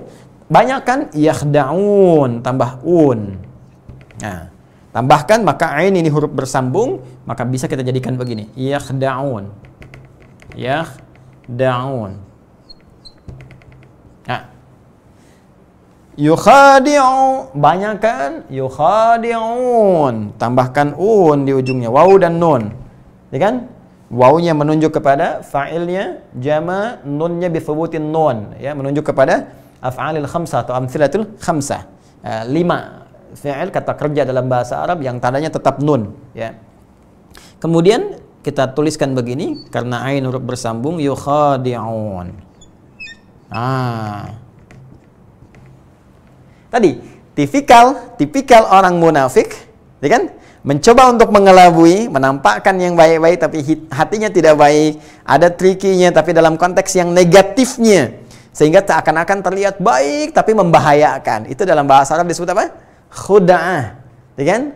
Infinitif kata kerjanya khada'a. Kalau mencoba untuk melakukan itu, khada'a. Kalau ada terus potensi itu berlanjut, bukan hanya di masa Nabi saja, masa sahabat mungkin terjadi, tabi'in bisa terjadi, bahkan di masa kita pun mungkin akan terlihat. Dan tidak akan jauh dari perilaku yang masa lalu. Cuman casingnya aja beda, kemasannya mungkin tidak sama, tapi esensinya serupa, ya kan? Zaman dulu, Abdullah bin Ubay bin Salul ada yang mencoba menipu Nabi dalam konteks mencari kekuasaan. Ya, bisa terjadi zaman sekarang pun. Ada konteks orang untuk mendapatkan kekuasaan, bisa jadi menampilkan hal-hal yang seakan baik, tapi akhirnya tidak demikian. Ya, dalam konteks bisnis bisa terjadi, dalam konteks pengetahuan bisa terjadi. Ya, karena itu kita akan teruskan. Kalau mencoba melakukan khada'a, yukhadi'u, yukhadi'un. Yang paling menarik, setelah kita mengetahui ini, kita baca ayat yang ke-9-nya. Bagaimana Allah menetapkan ciri-ciri perilaku dari kalangan munafik ini supaya kita waspada. Ayat ke-9. Yukhadi'una Allaha walladzina amanu wa ma yakhda'una illa anfusahum wa ma yash'urun.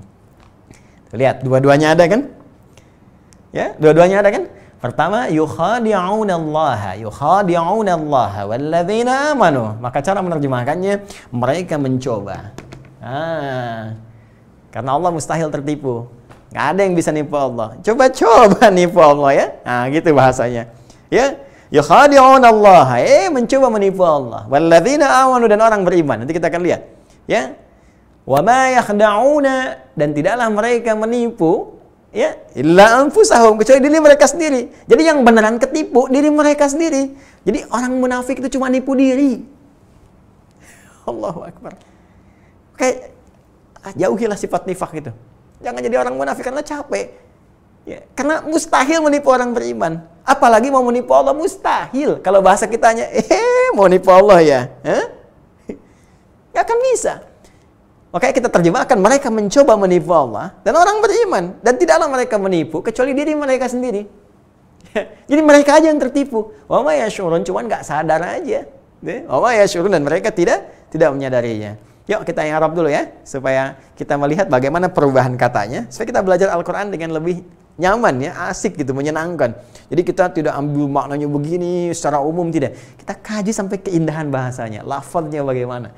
Karena Al-Quran itu seperti menu tampilan. Semakin kita dapatkan satu kata, satu kalimat, enak ngejarnya, nyaman. Apalagi kalau teman-teman sambil sedikit-sedikit belajar bahasa Arab tuh, wah itu keras, lain rasanya. Nggak percaya silakan, rasakan bedanya, bedakan rasanya, pasti akan terasa bedanya. Ya, akan lain. Yuk kita lihat ya. Bismillah. Masuk ayat 9. Ya. Ciri-ciri orang munafik atau tanda-tanda orang nifak. Baik ya. Tadi secara umum Allah sudah sampaikan bahwa antara perilaku dengan apa yang tersimpan dalam jiwanya itu tidak sama. Tidak ada konsistensi, gitu kan? Dia tidak memiliki, tidak konsisten, ya, antara hati dan perbuatan. Betul. Terus kita tanya, apa yang tidak konsisten itu ya Allah? Seperti apa cirinya? Realnya bagaimana? Kalau kami dapat keterangan ini saja, nggak ada detail ya, kayaknya sulit kami memberikan analisis atau mengetahui dengan baik. Maka langsung, sebelum kita bertanya, Allah menurunkan jawaban. Ayat 9 ya. Nah, tuliskan. Bismillah. Ya, yukhadi'unallaha. Ya kan? Walladzina amanu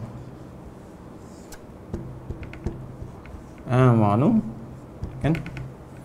Saya kata dulu, yukhadi'unallaha walladzina amanu, kan? Wama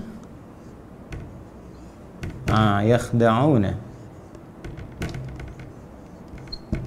illa anfusahum, kan? Wama yash'urun. Nanti kita coba baca juga dengan riwayat yang lainnya, karena bagian yang kedua pun bisa dibaca dengan yukhadi'un, ya, khususnya di riwayat Qalun dan Warsh. Wa ma yakhda'una illa anfusahum wa ma yash'urun. Nah, ayat 9 ya. Ya. Baik. Yukhadi'una Allah, ini fi'il mudhari'. Bentuknya mudhari'. Ya. Fi'lun mudhari'un marfu'un litajarrudihi ya 'anil nawasibi wal jawazim. Fi'il mudhari' ini rafa' ya, karena tidak ada awalnya yang menunjukkan kepada nasab atau jazm. Nasab menjadikan harakat menjadi fathah, kemudian mansub, jazm itu menjadi mati seperti lam dan seterusnya. Nasab seperti an, lan, kai, lam, ju dan seterusnya, ya. Kemudian itu informasi ya, tapi nggak usah dihafalkan. Yang saya ingin paham saja. Ini mudhari'. Ingat tanda mudhari' itu di depannya ya selalu ada anita. Anita. Hamzah, nun, ya, ta. Nanti untuk memudahkan saja ya. Untuk memudahkan. hamzah, nun, ya, ta. Ini pasti bentuknya mudhari'. Memiliki pesan-pesan progresif, ya bisa bentuk present sekarang, continuous, ya, dan future. Nah, artinya apa? Artinya sifat-sifat orang nifak, ya munafik itu tidak hanya terdapat di masa lalu saja. Dia bisa menyebar, virusnya bisa menyebar terus ke generasi setelahnya. Ya terus berlanjut. Bahkan di masa itu pun bisa berlanjut terus. Kalau nggak diobati, itu terus menyebar. Bahkan lintas zaman, lintas masa, lintas keadaan, lintas dimensi. Nyebar. Itulah bahayanya nifak. Ya, kalau nifak itu sifatnya, munafik itu orangnya. Ya, munafik itu orangnya, nifak itu sifatnya. Jadi bahaya sifat nifak yang membentuk orang munafik, itu bisa terus terwariskan, bahkan menyebar pada generasi-generasi setelahnya. Ya, dan kalau saya sering katakan, saya tegaskan, pasti yang Allah sampaikan itu pasti benar. Ya, even itu di lingkungan kita pun pasti kita dapati. Baiknya, teruskan. Kemudian yukhadi'un, ini wawunya disebut dengan wawu jamaah, menunjukkan fa'il atau subjeknya, pelakunya. Ya. Karena ini menunjuk fa'il ini banyak, maka potensi untuk terjangkiti virus atau virus nifak ini bukan 1-2 orang, bisa banyak orang. Karena itu kita akan kenali nih, ya keadaan-keadaan apa yang membentuk seseorang itu bisa terjebak dengan sifat nifak sehingga menjadi munafik. Nanti kita akan pelajari. Ya, dan gak akan jauh-jauh dari apa yang telah kita bahas tuh, tahta, ini kan betapa banyak orang kena tahta ya bisa menjadi sifat muncul munafik seperti Abdullah bin Ubay bin Salul kan seperti itu.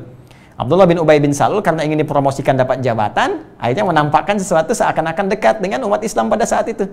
Ya, untuk menarik perhatian, menarik simpati, bikin kampanye dekat dengan Nabi dan sebagainya, tapi perilakunya justru bertolak belakang dengan nilai-nilai keislaman. Jadi petunjuk-petunjuk Nabi SAW.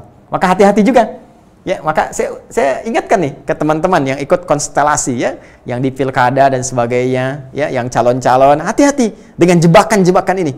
Ya, kalau nanti ada tiba-tiba yang konsultan Anda misalnya menyampaikan, nih pemilihnya umat Islam nih, pakai peci aja nih, pakai kerudung aja nih, ya nggak apa-apa setelah dipilih nanti gampang lah, ya kita bisa jauhi ini. Itu hati-hati, itu virus tuh. Ya, kalau mau jadi muslim beneran, mukmin beneran, karena itu akan merugikan diri Anda sendiri. Ya, hati-hati itu. Musim kampanye nyumbang ke masjid karpet, begitu nggak kepilih tarik sama karpetnya sekalian. Ya. Wah, musim kampanye nyumbang ke masjid, gentengnya begitu terpilih balikin dari gentengnya, kan bahaya tuh. Ya, bikin capek sendiri. Karena itu telah terjadi di zaman Nabi. Jadi kalau berulang sekarang, Anda ketinggalan, Bung. Anda tertinggal jauh. Artinya Anda menjadi politisi ya yang jauh tertinggal lah. yang terlambat. Ini kan karena itu saya sarankan hati-hati ya. Ingat loh, saya tidak menyebut nama ya. Ya, kalau Anda mengaku ya saya tidak keberatan. Artinya kan Anda bisa berubah gitu kan.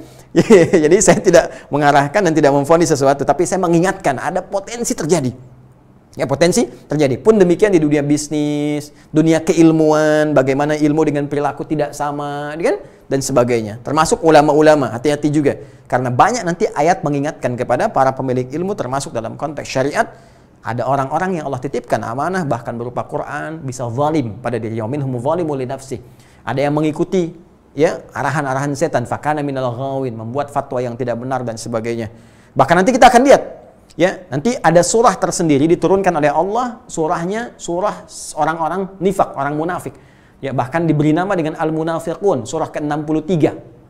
Ya, idza ja'akal munafiquna qalu, ya, apa yang mereka katakan? Nashhadu innaka la rasulullah. Wallahu ya'lamu innaka la rasuluh. Wallahu yashhadu, ya, innal munafiqina lakadzibun. Ini dalam sekali nih, Allahu Akbar, dalam sekali. Idza ja'akal munafiqun. Para ulama tafsir berkata, kenapa ada kalimat ja'aka, datang kepadamu? Karena sifat orang munafik itu di depan kamu aja baik. Saat perlu kamu gitu. Ya, saat perlu kamu. Jadi ketika perlu kamu, ada kamu, kelihatannya baik, di belakang kamu bisa jadi jelek. Ya, sampai mereka berkata di depan kamu, ya Muhammad, kata Allah Subhanahu wa taala, ya Muhammad SAW, kami bersaksi engkau itu adalah Rasulullah. Allah jawabnya nyantai aja. Saya juga tahu dia Rasul. Kata Allah, Allahu ya'lamu innaka la rasuluh. Allah juga tahu kamu Rasul. Ya, Allahu yashhadu innal munafiqina lakadzibun. Dan Allah menyaksikan bahwa mereka itu para pendusta. Itu jawaban dari Al-Quran. Ya, ittakhadhu aymanahum junnah. Kadang mereka berlindung di balik sumpah mereka. Hati-hati tuh. Dan 15 abad yang lalu Allah sudah ingatkan.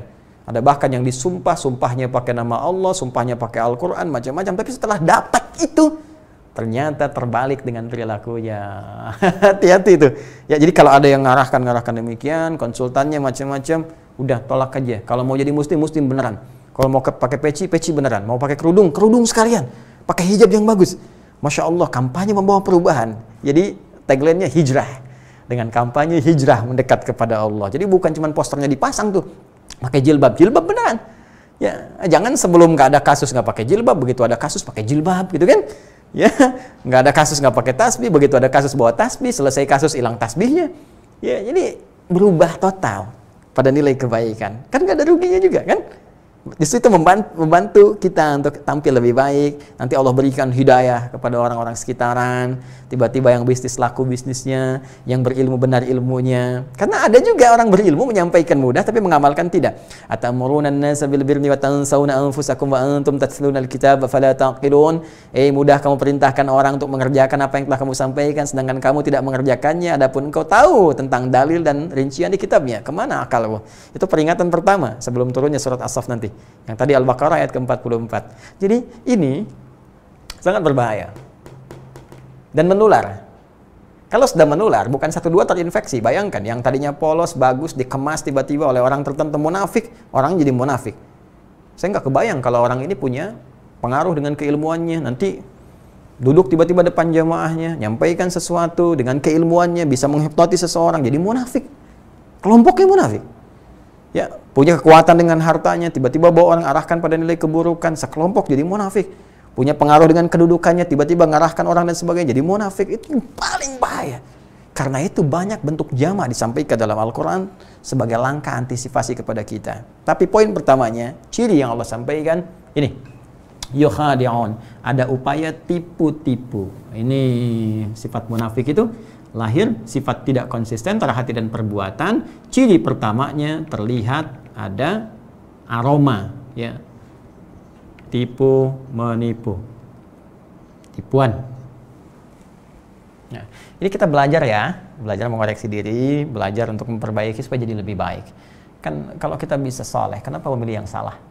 Ya, kita tidak dalam rangka menghujat orang lain, menjelek-jelekan orang lain, tidak. Tapi kalau kita ada perasaan, rasanya kok saya gitu kan? Nah, itu artinya hidayah, petunjuk yang Allah berikan supaya kita berubah. Ya, bukan untuk menjerumuskan diri pada nuansa itu, apalagi dikuasai oleh setan. Awas nih, ada hidayat nih. Sedang nuduh kamu nih, ada hidayat, hati-hati nih. Ancam dia. Itu berarti tingkatnya naik lagi tuh. Ya, Anda makin dikuasai lagi. Kalau bisa kalahkan setan, setannya yang kita kalahkan. Ya, bukan kesetanan. Karena setan itu gampang, mengalahkan setan itu cuma goda, tidak menguasai. Kalau kita benar-benar beriman, imannya kuat, dia lari sendiri. Ingat, lebih berbahaya manusia yang kesetanan dibandingkan setan sendiri. Ya, bikin quotes tuh ya. Awas, hati-hati. Lebih berbahaya manusia yang kesetanan dibandingkan dengan manusia setan itu sendiri. Karena setan cuma ngajak, manusia kesetanan itu bisa maksa. Setan cuma ngajak. Dia berlepas diri di hadapan Allah. Saya cuma ngajak, kok ya Allah saya nggak maksa, salah kamu sendiri, kenapa ikut saya? Setan begitu. Daripada kita nanti mencela dia, lebih baik kita tinggalkan saat ini. Jelas ya? Awas, hati-hati. Yukhadi'unallaha, mereka mencoba mengelabui Allah. Ya, ini lafzul jalalah mansub. Walladzina amanu, ini ataf diikutkan ke sini. Ini nih, ya, ini harus benar-benar dipahami dengan baik ya. Ataf itu huruf yang berfungsi mengikat kalimat setelahnya untuk diikutkan pada hukum dan keadaannya dengan kalimat sebelumnya. Ya, kalau saya katakan begini, Zahaba Muhammadun ila Masjid Istiqlal. Ya, wa Ahmad misalnya. Muhammad pergi ke Masjid Istiqlal dan Ahmad. Jadi Ahmad itu diikat hukumnya sama, mengerjakan perbuatan serupa dengan Muhammad, yaitu sama-sama pergi ke Masjid Istiqlal. Itu pengikatan dua itu disebut dengan wawunya, waw untuk menyandingkan tuh, disebut dengan waw ataf namanya. Ini. Ya, di sini Allah Subhanahu wa taala berfirman, menampilkan diksi, memilih huruf waw, fungsinya ataf, mengikat. Memberikan hukum yang sama ya dalam hukum ya, bukan dalam keadaan, dalam sifat dan sebagainya, tidak. Ya, ini dalam konteks perbuatan orang munafik mencoba mengelabui Allah Ya, kemudian walladzina amanu, dan orang-orang yang beriman. Ya. Jadi mereka mencoba menipu, mengelabui. Siapa yang dikelabui? Allah dan orang-orang beriman. Jadi di sini Allah ingin menyatakan orang-orang beriman diikutkan hukumnya ke sini, dicoba ditipu oleh orang munafik seperti mereka mau mencoba menipu Allah. Itu maksudnya. Ya. Mereka mencoba menipu Allah dan orang-orang beriman. Perhatikan teman-teman. Lihat lagi seperti saya terangkan di awal tadi tentang infinitif dari kata khud'ah, khada'a, khada'a. Ini kalimatnya khada'a. Mereka mencoba menipu. Mau nipu Allah? Gak mungkin. Gak mungkin. Ya, gak akan bisa terjadi. Karena itu sia-sia. Karena itu apa? Sia-sia saja. Ya, yukhadi'un Allah, mereka mencoba menipu Allah. Ya, ditertawakan aja. Gimana kamu mau nipu Allah? Ya. Tapi yang paling menarik, lihat ininya, sini.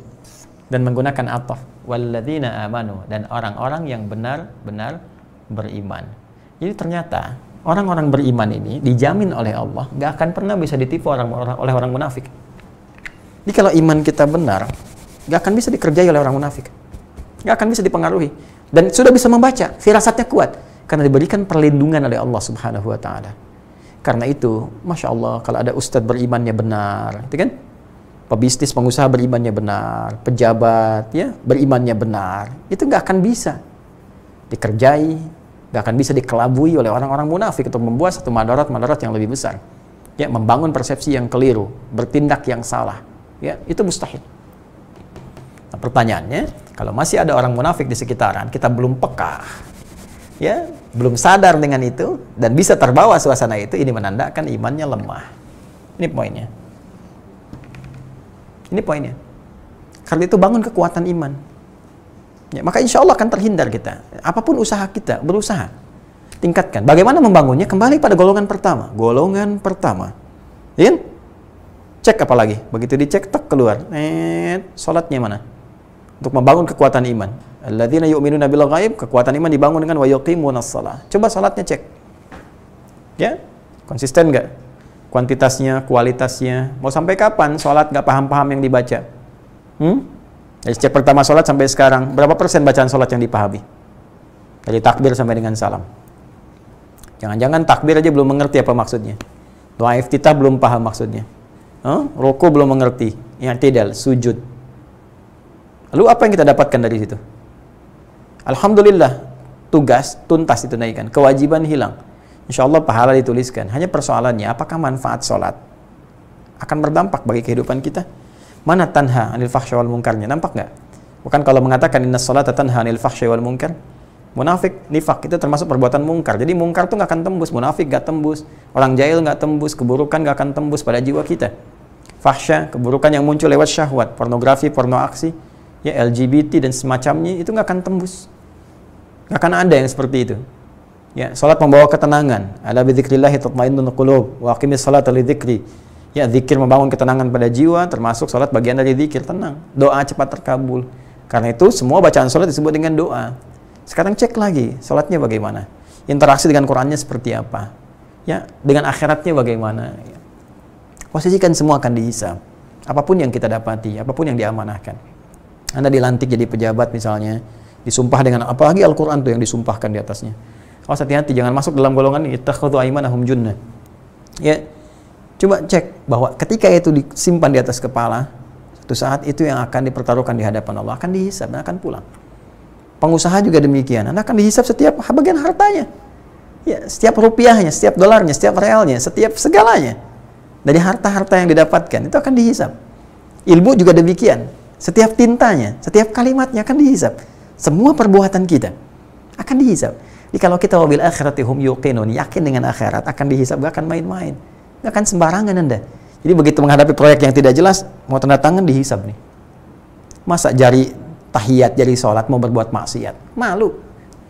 Ya, malu dong. Wallahi demi Allah saya katakan, tidak akan mungkin mudah berbuat maksiat itu. Kalau ingat akhirat, kecuali kalau nggak ingat akhirat itu yang bahaya. Ya, karena itu orang-orang yang beriman, yang kuat imannya, itu punya kepekaan, tahu, oh ini nggak benar, ini munafik. Kelihatan dari perilaku, jadi bicaranya aja udah nggak benar. Ya, udah nggak konsisten, kelihatan. Kadang-kadang kita meresponnya baik aja, dengar, ya, tapi di hati kita mendoakan, ini orang nggak benar. ada yang salah dalam pengaruh jiwanya. Ya kadang nampak bisa dengan pakaian, terlihat baik, atau islami, atau macam-macam, atau bahkan bikin status kalimatnya islami tapi motifnya lain. Ya bisa jadi demikian. Ya, dan kita arahkan pada nilai-nilai kebaikan. Karena ini bahaya, virus ini bahaya. Kalau nggak ingat akhirat bahaya. Ya, caranya bagaimana? Tingkatkan imun kita dengan menaikkan kadar iman. Ya, imun dengan iman, ya kan? Jadi kalau imannya meningkat, imunnya pasti menguat. Dengan imun menguat itu, maka nilai-nilai iman akan memberikan petunjuk. Ini yang salah jauhi, ini yang benar ikuti. Baik. Wa ma yakhda'una, kan? Nah, ini sudah ngasih keterangan lagi. Udah hal di sini keterangannya. Wa ma yakhda'una illa anfusahum, dan tidaklah mereka yang menipu diri mereka. Ini bisa kita jadikan istinaf juga untuk memberi informasi. Wa ma yakhda'una illa anfusahum, dan kami informasikan ma yakhda'una illa anfusahum, tidaklah mereka, kan? Menipu. Lihat kalimatnya. Ini yukhadi'un, ini yakhda'un. Ya. Ada redaksi juga dari riwayat Warsh, Qalun, itu bisa dibaca yukhadi'un. Ya, dari Nafi'. Yukhadi'una Allah walladzina amanu wa ma yakhda'una illa anfusahum wa ma yash'urun. Itu Hafs dari Asim. Ya, kalau kita baca riwayat Imam Nafi' misalnya dengan dua rawinya, ya, Qalun dengan Warsh, ya, yukhadi'una Allah walladzina amanu وَمَا يُخَادِعُونَ إِلَّا أَنفُسَهُمْ وَمَا يَشْعُرُونَ. Ya, ini bisa dibaca yukhadi'un, bisa dibaca yakhda'un. Kalau dibaca yakhda'un, maka tafsirnya ini keluasan tafsir ya. Ini semua redaksinya dari Nabi bersumber langsung dari Allah Subhanahu wa taala melalui malaikat Jibril penyampaian wahyunya. Jadi cara bacanya nanti ada beberapa riwayat, kalau teman-teman belajar qiraat insyaallah akan paham ini. Ya. Satu, ini tafsirnya bisa berkata, mereka mencoba menipu Allah. Kamu nggak bisa nipu. Wa ma yakhda'una illa anfusahum. Yang kalaupun tertipu itu cuma kamu aja. Dengan sifat nifakmu itu kamu menipu diri sendiri. Illa anfusahum, menipu diri nih. Nih. Ya? Kalau kita baca pakai yukhadi'un lagi, wa ma yukhadi'una, kembali lagi. Kamu cuma coba-coba aja nipu Allah. Yang tertipu dirimu sendiri aja. Jadi kamu mencoba menipu dirimu dan tertipu. Nah itu, ya. Kalau kita ingin ambil tafsir yang lebih luas. Dan kamu mencoba menipu Allah, nggak akan bisa. Orang beriman nggak akan bisa karena ada petunjuk Allah memberikan perisai pada mereka. Kalaupun kamu coba, paling dirimu sendiri yang tertipu. Itu poinnya. Wa ma yakhda'una illa anfusahum. Anfus jama' dari kata nafas. Ya, ada dua jama', satu nufus, yang kedua anfus. Nafas. Ya. Jadi kalau kita ambil lebih luas lagi maknanya, teman-teman sekalian, anfus jama' dari kata nafas. Nafas itu maknanya luas. Bisa menunjuk kepada diri, ya kan? Bisa menunjuk pada keadaan nafsu. Ya. Jelas? Bisa juga menunjuk pada keadaan perputaran udara. Tanafas, saya tanafas. Ya, seakar awalnya sebelum ada hibrida derivasinya dari kata nafas. Karena itu diambil ke dalam bahasa Indonesia, diserap makna yang ketiga. Manusia kalau rohnya sudah masuk bisa bernafas. Nafas bagian dari kehidupan. Kan? Nah, nafas juga menunjuk kepada diri. Utuh. Jadi dari ujung kepala sampai ujung kaki. Nafsun, ya, menunjuk pada satu diri. Ya, bisa jamaknya anfus, bisa nufus. Misal, dalam ayat yang paling populer, ayat pernikahan. Kalau ada orang mau menikah kan suka nulis arum ya. Quran surah 30, ayat 21, ayat samara itu kan sakinah, mawadah, dan rahmah. Kadang-kadang unik dituliskan di surat undangan, yang undang nggak baca. Ayo, siapa pelakunya? Undang orang suruh baca. Wa min ayatihi an khalaqalakum min anfusikum azwajan litaskunu ilaiha wa ja'ala bainakum mawaddatan wa rahmah inna fi dzalika laayatil liqaumin yatafakkarun. Ayo, undang, yang undang nggak baca. Karena itu nggak siap saat berumah tangga, ya kan? Pengen sakinah, mawadah, dan rahmah, tapi jauh dari pemiliknya. Gimana bisa dapat sakinah kalau jauh dari Allah? Gimana bisa dapat mawaddah, rahmah kalau jauh dari pemiliknya? Ya, ini poinnya, wa min ayatihi an khalaqalakum min anfusikum. Dan di antara tanda yang mendekatkan seseorang dengan Allah Subhanahu wa taala, Allah membuka ayat pernikahan dengan tanda yang mendekatkan diri kepada Allah. Di ayat itu, ayat adalah tanda yang mendekatkan seseorang dengan Allah. Ya, karena itu Al-Quran disebut dengan ayat. Al-Baqarah 286 ayat, Ali Imran 200 ayat. An-Nisa 176 ayat. Demikian. Kenapa disebut ayat? Karena setiap kali kita berinteraksi dengan Al-Quran, keadaan kita merasa lebih dekat dengan Allah. Ya, itu yang diisyaratkan di Quran surah ke-8. Ya, Al-Anfal ayat kedua. Innamal mu'minuna alladzina idza dzukirallahu wajilat qulubuhum wa idza tuliyat 'alaihim ayatuhu zadatuhum imana wa 'ala rabbihim yatawakkalun. Sungguh orang beriman yang sejati itu yang benar imannya. Jika disebutkan nama Allah ada getaran di jiwanya. Nah, jadi kalau pengen ngecek iman kita, disebut nama Allah ada getaran nggak? Karena itu dalam sehari Allah memerintahkan untuk disebutkan namanya 5 kali dalam setiap pergantian waktu. Masih ingat? Subuh, zuhur, asar, maghrib, isya. Bukankah setiap berganti waktu disebut nama Allah? Ya, disebutkan supaya terdengar di telinga kita. Telinga bahasa Arabnya udhun, jamaknya adzan. Maka ada panggilan yang didengar oleh telinga disebut adzan 5 kali dalam sehari. Bukankah kalimat pertamanya dalam adzan disebutkan nama Allah? Allahu Akbar, Allahu Akbar. Ya kan? Nama Allah kan? Nah, coba waktu adzan itu ada getaran nggak di jiwa kita? Ini kalau disebutkan Allahu Akbar, Allahu Akbar, wajilat qulubuhum. Ada bergetar. Bergetar itu bukan dag-dig-dug. Wah, seperti mohon maaf di jalanan lihat polisi karena melanggar lalu lintas, bukan begitu. Atau lihat seseorang yang sangat kita cintai kemudian dag-dig-dug tidak karuan, bukan. Ya, jadi ada semacam tak sudah azan. Nah, itu tandanya masih ada iman. Ya, tapi kekuatannya bagaimana? Ah, itu bisa diukur. Jadi kalau kita Allahu Akbar, Allahu Akbar, Allah sudah azan, siap-siap dulu ah. Nah, itu imannya bagus, standar. Standar. Jadi kalau standar itu artinya waktu sholatnya sadar, siap dia menunaikan salatnya. Hafidhu ala salawati wa salatul wusta wa qumu lillahi qanitin. Quran surah kedua ayat 238. Jaga waktu-waktu salat. Jadi kalau ditunaikan pas waktunya itu standar. Ya, iman biasa standar. Anda jam kerja jam 7, masuk kantor jam 7, pas kan standar. Kalau Anda datang jam 6 hebat namanya. Ya, datang jam 8 terlambat. Lemah namanya, ya kan? Di bawah standar. Ya, di bawah standar itu apa? Tanah, jalan. Standar dengan ban, kan? Di bawahnya jalan. Ini di bawah standar. Nah, mohon maaf, ya kembali tadi. Allahu Akbar, Allahu Akbar. Ingat, ya Allah sudah tiba waktu sholat. Saya mau sholat dulu. Berarti imannya standar. Biasa aja. Ya, yang dahsyat itu sebelum adzan udah nanya, kapan waktu sholatnya?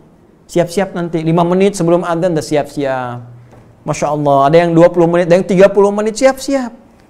Ya, ada yang sekarang baru isya nanya subuh besok, subuh aja belum. Besok subuh jam berapa ya? Saya mau bangun tahajud. Allahu Akbar, Masya Allah. Ya, bukan subuhnya dulu yang difikirkan, tahajudnya bahkan ingin dikerjakan. Ini menunjukkan imannya luar biasa. Ya, ada yang Masya Allah, subuh aja belum dan nanya, isya besok jam berapa ya? Ini baru selesai isya dan nanya lagi besok isya jam berapa ya? Kayaknya maju, saya mau persiapan dari subuh ke isya. Itu luar biasa. Ya, TOP BGT, top banget imannya. Ya, tapi kalau ya besok subuh jam berapa ya? Wah, ini 4:30. Kok cepet amat ya? Si amat aja nggak cepet-cepet. Ah, ini repot nih. Ya, ini udah berkurang nih, berkurang. Apalagi kalau sedang nggak peduli itu yang repot. Ya, hati-hati ya kalau dengar suara adzan, apalagi kalau ada yang langsung kontra. Ini suara apa sih? Bising nih, nggak enak nih, panas saya. Kepanasan bahaya. Kepanasan dengar suara adzan artinya sedang dikuasai oleh setan. Karena cuma setan yang kepanasan dengar suara adzan. Ya, jika dikumandangkan adzan dia lari sambil terbirit-birit. Ya, fa'alaihi dhurat. Kalau bahasa tekstualnya sambil terkentut-kentut. Maksudnya saking bencinya dengan suara adzan, kalau adzan ada baunya pun dia mau tutup tuh. Itu setan. Ya, karena itu normal kalau terdengar adzan karena setannya pergi. Kadang-kadang orang yang nggak biasa sholat pun bisa berkata, ya sudah adzan ya nggak sholat dulu, nah, karena nggak ada setannya. Nanti faidatu wiba, kalau adzan telah selesai fa'ada, setan datang lagi, tenang aja baru adzan belum qomat. Nah itu ya persoalan kembali. Baik, jadi Allah mengecek kepada setiap hamba, memberikan parameter 5 kali dalam sehari. Imannya ada nggak? Karena sekarang begini teman-teman, pengaruh pergantian iman yang dibisikkan oleh setan itu bukan hari per hari, ya day by day. Bukan minggu per minggu, pekan per pekan, bukan bulan ke bulan. Itu bisa menit ke menit, jam ke jam bisa berubah. Makanya Nabi pernah mengatakan ada orang paginya beriman, sorenya bisa kufur. Bisa terjadi. Karena itu bisa kita cek ya kekuatan iman kita. Dari mulai subuh ke zuhur itu menguat nggak? Ya, zuhur jamaah. Ya, asarnya cek jamaah lagi nggak? Kalau turun jadi sendirian, nggak ada sebab yang syar'i, berarti iman turun, lemah. Harusnya naik terus kan? Minimal kita pertahankan, subuh jamaah, alhamdulillah, zuhurnya jamaah lagi, asar jamaah lagi, tingkatkan. Baca Qur'annya bagaimana? Sholawatnya pada Nabi bagaimana sallallahu alaihi wasallam dan seterusnya. Tingkatkan terus. Ya, kalau kita bisa naikkan, jaga sampai kita wafat, nah itu kabar baik insyaallah. Setiap hari diingatkan 5 kali. Nah, kemudian wa idza tuliyat 'alaihim ayatuhu zadatuhum imana wa 'ala rabbihim yatawakkalun. Kalau dibacakan pada mereka ayat-ayat Allah, ayat-ayat zadatuhum imana, bertambah keimanan mereka, wa 'ala rabbihim yatawakkalun, dan semakin terhubung mereka dengan Allah, bertambah kedekatannya. Tawakal itu membangun kedekatan dengan Allah. Jadi orang tawakal orang yang meningkat kedekatannya dengan Allah.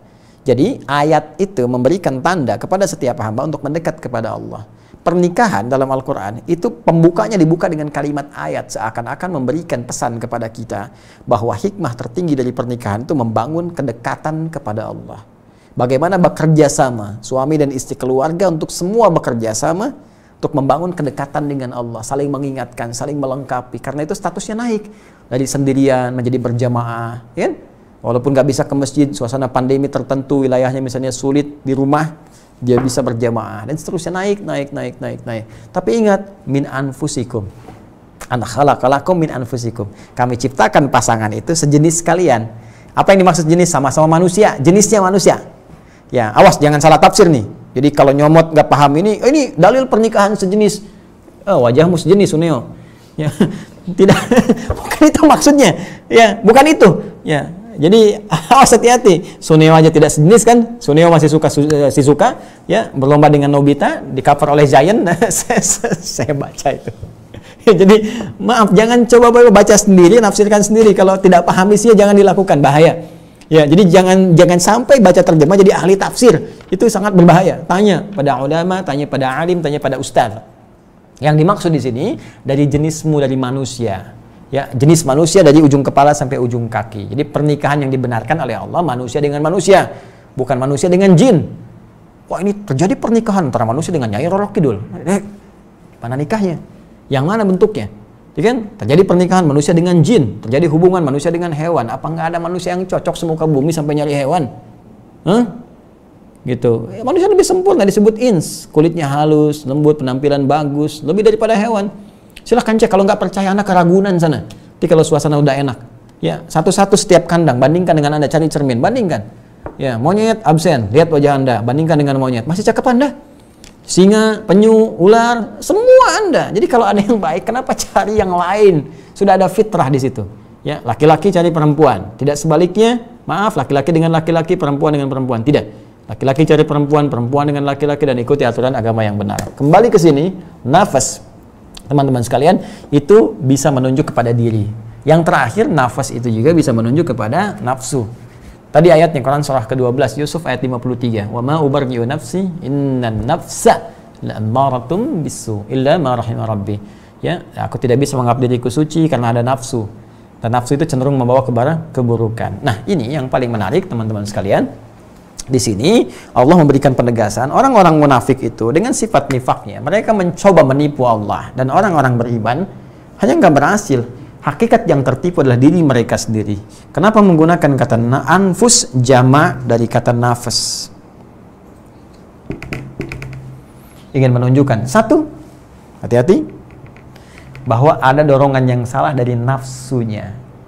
Orang-orang yang dipedaya oleh kalangan munafik, yang dimanfaatkan atau diwaswasi oleh setan adalah kebanyakan orang-orang yang tidak mampu mengendalikan nafsunya. Karena itu hati-hati jika Anda memilih passion, aktivitas pekerjaan yang terkait dengan dorongan nafsu, itu besar kemungkinan akan berhadapan dengan sifat nifak. Hati-hati. Nafsu makan, makanan, terlampau banyak mencari makanan, mencari pendapatan. Pendapat gak ada masalah, yang repot itu pendapatan. Ya, ketika banyak orang mencari pendapatan, nafsu mulai menguat. Ketika nafsu mulai muncul, sifat nifak itu muncul. Ya, harta. Tahta demikian, kedudukan. Kedudukan itu kan juga nafsu. Nafsu ingin menempati kedudukan. Kalau tidak didampingi oleh takwa, takwa, tidak dikontrol, maka ini bahaya. Bahaya, akan merambatkan sifat-sifat keburukan. Rambatan dari nafsu disebut fujur namanya. Rambatan takwa disebut fajr. Fujur. Quran surah ke-91 Asy-Syams ayat 7-10. Wa nafsin wa ma sawwaha fa'alhamaha fujuraha wa taqwaha. Qad aflaha man zakkaha. Jadi kalau kita ingin mengondisikan, mengontrol nafsu, rambatannya fujur, itu kontrol dengan takwa, lawannya. Ya, maaf, kotor kontrol dengan yang baik, dusta kontrol dengan jujur. Jadi setiap ada hal-hal yang buruk langsung disaring, ya, ganti dengan nilai-nilai kebaikan. Itu takwa. Tapi kalau nggak bisa dikendalikan, ya takwanya nggak muncul, ini dominan, ini bahaya. Seperti tampilan orang takwa, pakai peci, pakai macam-macam, kadang ke masjid juga, kadang mimpin takbir, kadang macam-macam, tapi berbagai tindakan dan perilakunya jauh dari nilai-nilai ketakwaan. Nah, bagaimana meningkatkan takwa? Kembali lagi ke tadi golongan satu, golongan pertama. Dzalikal kitabul la raiba fihi hudal lil muttaqin. Amalannya 3 sampai 4-nya, 5-nya keberuntungannya. Ini poinnya. Jadi ini ingin mengindikasikan bahwa orang-orang munafik itu, munafiqun, sungguh yang mendorong kepada mereka itu nafsu mereka, jiwa mereka. Sehingga dengan itu kita tarik dari sini jama' anfus ke sini menjadi diri mereka tertipu, bermula dari nafsu, tertipulah seluruh dirinya. Pas jangan potong ya ceramah saya karena ini detail dari bagian-bagian yang paling mengakar. Nanti kalau Anda potong sampai sini saja, nanti muncul lagi video, ada Hidayat nggak ngerti bahasa Arab. Masa ini diartikan dengan nafsu? Anda yang nggak belajar, Joni. Gitu ya. Jadi ini lagi, dalami lagi dan padukan. Ya. Jadi dari sini, ini agak dalam nih, agak dalam. Ya, agak dalam. Nafsu yang terpedaya kemudian membuat diri tertipu sehingga berdampak pada keseluruhan. Dirimu tertipu semuanya. Kamu aja yang nipu diri sendiri. Orang munafik kamu yang tertipu. Karena menggunakan kata anfus jama' dari nafas maka tertipu. Maaf, pikirannya tertipu, matanya tertipu, telinganya tertipu, lisannya tertipu sampai ujung kakinya. Kalau disebutkan nafas berarti seluruh tubuhnya tertipu. Dan Anda sedang menipu diri sendiri. Apa nggak kasihan pada diri Anda? Itu bahasanya. Apa kamu nggak kasihan pada dirimu sendiri? Kamu tertipu. Wa ma yash'urun. Dan mereka tidak menyadarinya. Mereka tidak merasakannya. Karena mereka kadang-kadang nggak sadar, kita mesti bantu. Ya. Dan diantara bantuan terbaik itu doa, kan? Sarana-sarana baik, dakwah. Jadi sambungkan doa dengan ikhtiar. Kalau Anda melihat tipikal-tipikal demikian, misalnya, mohon maaf, yang punya harta benda nggak bisa menggunakan hartanya dengan baik, kadang-kadang ada kamuflase dan sebagainya, di bisnisnya nggak betul misalnya, atau di kedudukan, ya kadang seperti yang baik, disumpah dengan Al-Quran, perilakunya buruk, kadang orang yang seperti beragama, tapi motong-motong ayat dan sebagainya, sehingga nampak tanda-tanda seperti ini, mereka nggak sadar, kadang-kadang nggak ngerti, nggak sadar dirinya. Maka apa yang kita lakukan? Pertama kita doakan, minta kepada Allah supaya diberikan petunjuk dan arahkan pada nilai kebaikan. Dan yang kedua kita boleh tunjukkan, ya saya talim-talim semacam ini, ya muhadharah, ya buku-buku tentang bahaya sifat munafik, bikin status-status tentang bahaya munafik dan sebagainya supaya sadar. Ya mungkin dari 1000 orang, 600 orang, 700 orang, 800 orang, alhamdulillah 3-4 orang sadar bisa mempengaruhi yang lainnya lagi, gitu kan? Sehingga usahanya dibagus semua, ilmu jadi baik lagi dan sebagainya. Nah, jadi ini teman-teman sekalian, di bagian ayat yang ke-9 Allah ingin menyampaikan bahwa ada kondisi-kondisi tertentu yang mesti kita waspadai. Di antara ciri-cirinya tadi ada semacam triki, tipuan yang seperti nampak baik di hadapan, tapi terlihat ternyata tidak konsisten dalam apa yang dibangun dengan perilaku, dengan apa yang menjadi rencana-rencana dalam perilaku orang munafik ini. Nah, apa yang menyebabkan itu terjadi? Kok bisa unik gitu antara hati dengan perilaku nggak sama? Harusnya kan kalau nampak luarnya begini, dalamnya tuh ikut. Tapi ini luar dalam nggak sama ini. Ya, luar dalam nggak sama. Kok bisa gitu? Kayak kelihatannya bagus, luarnya, dalamnya kok nggak begitu, nggak mengikut. Apa masalahnya? Nah, masalah inilah kemudian yang dirangkum di ayat yang ke-10-nya. Ada apa di hatinya sehingga hati nggak sama dengan tindakan? Ya, hati di sini yang mengatur, mengontrol seluruh tindakan disebut dengan kolbun. Bukan hati dalam pengertian fisik ya, yang bisa sehat, bisa sakit dalam pengertian fisik, bukan. Ya, ini yang dimaksudkan, ini konteks keimanan, konteks spiritual. Dalam bahasa Arab disebut dengan kolbun, jamaknya disebut dengan kulub. Karena itu ayat ke-10 dibuka dengan kalimat fi qulubihim marad fazadahumullahu marada. Ya, walahum adzabun alimum bima kanu yakdzibun, atau dari riwayat dari Imam Nafi' yukadzibun. Itu unik tuh. Kalau golongan kedua adzabun azim, golongan ketiga adzabun alim. Ya, azim dengan alim. Apa bedanya di antara itu? Apa yang menjadikan hatinya kemudian sakit dan bagaimana cara mengobatinya? Seperti apa nampak tanda-tanda ini kalau terlihat pada orang beriman? Terutama kalau dari ibadah nih, kelihatannya seperti apa itu deteksinya, ya. ini karena Abdullah bin Ubay bin Salul sholat juga. Cuma seperti apa gitu kan? Ya, sholatnya bagaimana kelihatannya? Kok bisa nggak nganalisis orang munafik dari sholatnya? Ya kan? Atau dari amalannya yang terlihat beramal tapi berbahaya. Ya, terus dari perilakunya seperti apa gambarannya? Nah, insya Allah nanti kita akan bahas kembali di pertemuan berikutnya, plus solusi-solusinya. Bersama Allah kita bisa, karena itu mendekat kepada Allah Subhanahu wa Ta'ala supaya Allah berkenan mengatasi seluruh kesulitan-kesulitan yang kita alami sampai dengan saat ini. Teman-teman sekalian, saya kira singkat tapi padat itu yang bisa kita bahas untuk kesempatan pekan hari ini. Insya Allah kita sambungkan di pertemuan berikutnya, masih dalam kajian yang sama, Aqsa Al-Quran Sunnah Solution.